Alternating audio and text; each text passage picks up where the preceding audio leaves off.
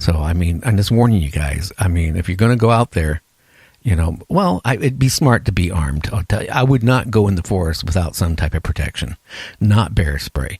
But be prepared. If you do shoot at one, what could happen? I always go out armed just because of where I live and the different things that we have. But, to go out with the plan of shooting one is probably not the smartest idea.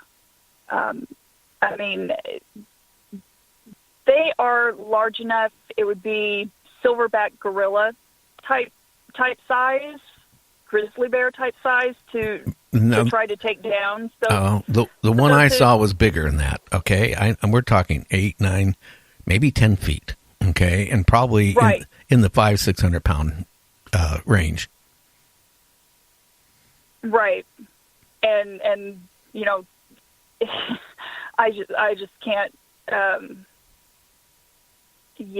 To go out and actively try to hunt one to shoot it and kill it, that would not be a wise choice at all. Well, again, if you're going to go out looking for Bigfoot, don't take a big crew of people with you, too, with cameras making noise, because you're not going to find one. That's what, like that show, really, I watched it a couple times. I'll be honest with you. I watched it, and I flipped it off because I said, this is the most ridiculous thing I've ever saw on TV. I hate to say it. I don't know if you ever watched it.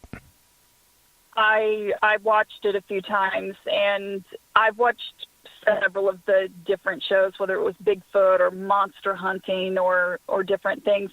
And I watched it just for the entertainment value because there is no possible way that it could ever actually work to gather information.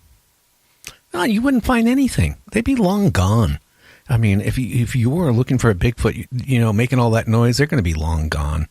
Especially with a big group of people, And in fact, one of the stars of the show even said the same thing. They just did it, he said, for the money. Mm-hmm. So, I mean, and when you start doing things just for the money, you're doing it for the wrong reason. Well, I hate to say it. I also was talking to one of the guys from the that was on the Travel Channel, one of the hosts, ghost hunter groups. Told me bluntly, that they would go out and they would have a day to try and find evidence of a ghost somewhere, right? If they came back with nothing, the network would tell them to go back out the next day and fake it. Okay, let's face it, anything you see on these dramas of like hunting Bigfoot or, ghosts, whatever,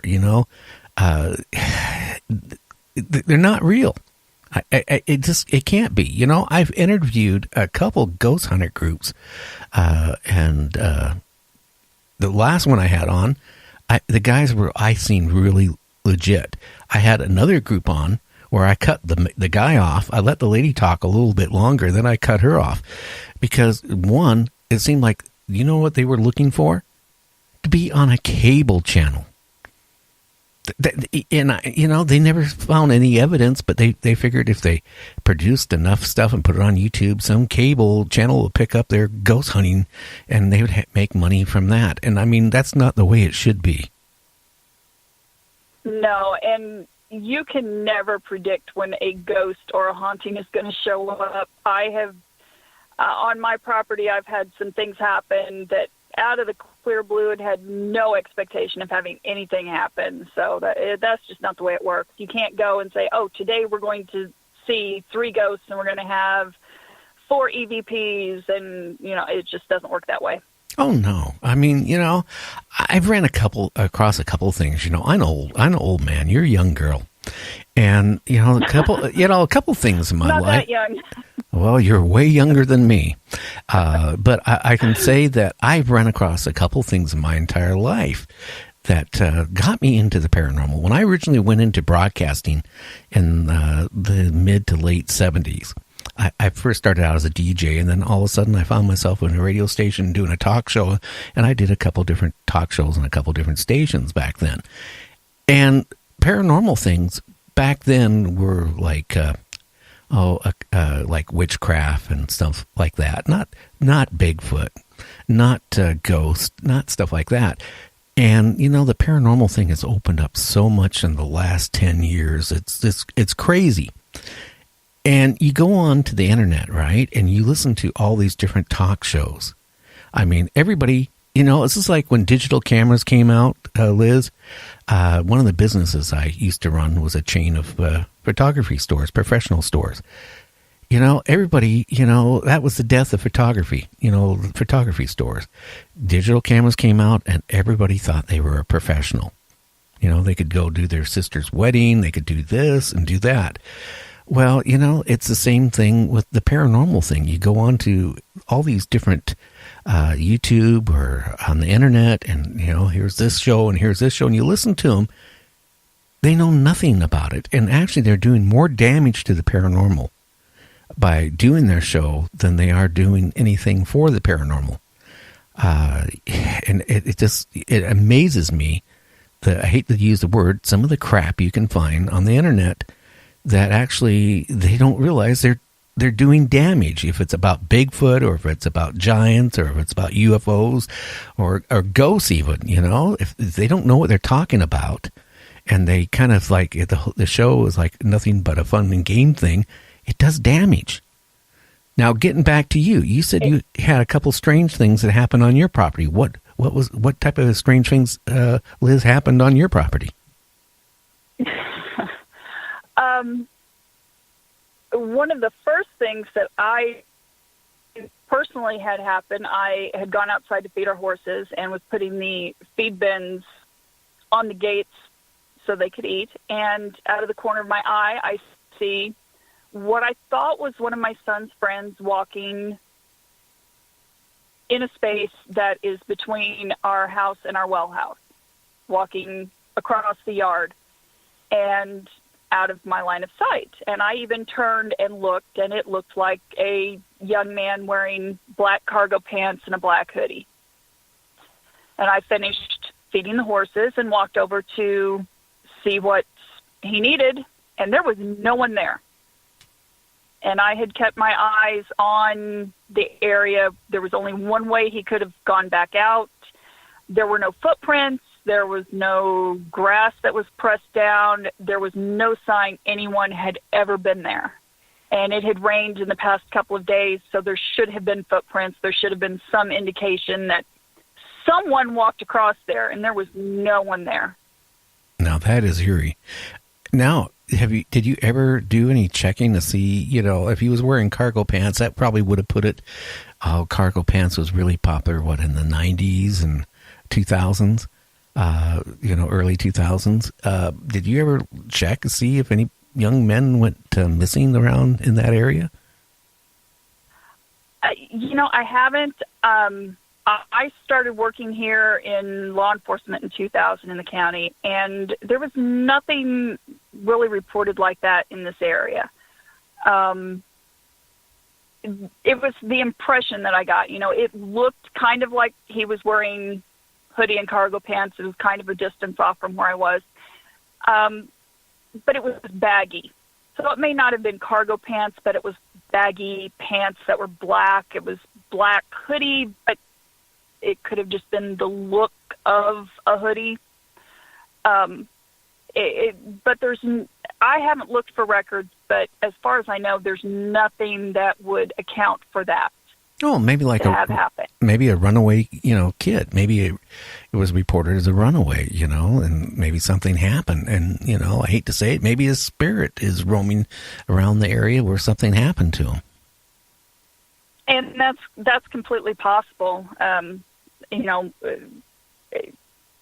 We have, unfortunately, an incident where remains of a child were found in an area across the other side of the county, that the child had apparently been there for many, many, many years and had never been reported missing. We have no idea who the child is. So, it's completely possible that something like that could have happened. Yeah. I mean, it's just possible that, the spirit is still roaming around. But then I'm going to throw another one at you, Liz. They have been reports by certain, Bigfoot hunters and researchers claim that, again, they claim that Bigfoot could be tied into with aliens, right? That they can actually, change their look. So maybe it could have been a Bigfoot, changing its looks to you, what you see as a human. Almost like a skinwalker, and change the appearance of what they are. Yeah, and then there's been a lot of cases like that. Even back with the Indians said the same thing. When I was talking to these elders, they said the same thing, that the Bigfoot actually could put up appearance on of like one of their loved ones. Where they kind of like hypnotize you or something, where you look at them and they look like a human form rather than what the form they really are. So maybe you might have had a Bigfoot on your property, and I don't know. That's possible, but I've also had things happen inside my house. So, I think there's definitely something besides just Bigfoot here. It could be. I mean, what type of things did, this is, a paranormal show. So every time you say something, you're opening yourself up more. Like what strange things happen around your house? One of the biggest things, and it was several years ago, my husband had a cold or something. He wasn't feeling well, and I got up to get my son ready for school and told him, just stay in bed, I'll take care of it, don't worry about it. So got my son off to school, and I'm in the living room, and I hear the bedroom door open and close. And the bedroom door had a over-the-door coat hook on it. So it took force to open it and close it, because it would actually pop open with the force of that hook being in place. And it made a very distinct pop when it would open. And both the dogs in the living room, they raised their heads up. They looked, expecting my husband to come into the living room, and he didn't. And I just kind of thought, well, he went into the kitchen to get coffee. He went into the bathroom first. He'll be in here in just a minute.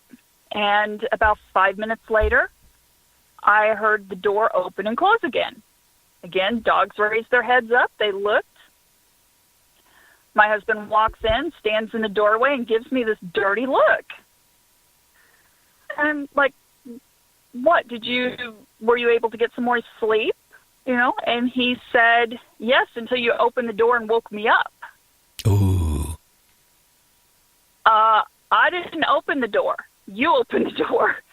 And we had this little conversation about who opened the door, and it's like, I didn't open the door. I thought it was you.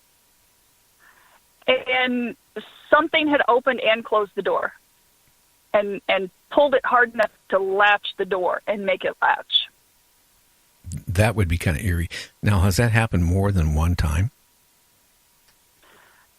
That door, it's only happened once. A couple of weeks ago, I was in the living room, and I heard the refrigerator door open and close. And I was the only one home. Now, that would, anything missing out of the refrigerator? No. But, I mean, the refrigerator opening and closing, I mean, there's, again, the property. Have you ever traced down, how old a home is your home? I mean, is it one that's like vintage, or is it fairly new, or? I believe it's about 35 years. There was an old house place here prior to that, which is nothing new for Missouri. For homes to be built on the same property over many years, many different homes. I have never traced it back and looked to see what was here on the property. Well, too, when you go back before the 1900s, it was quite common, too.